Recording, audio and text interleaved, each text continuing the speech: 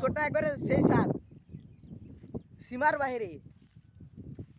স্বাদ কেন হবে, অমৃত স্বাদ।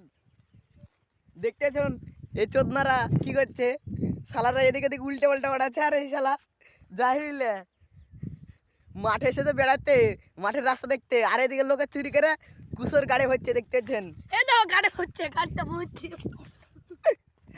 আর আম্মু তো, আমি এবার কি বলবো, আমরা একা কেন ফাঁসবো, ফাঁসলে সবাই মিলে ফাঁসবো।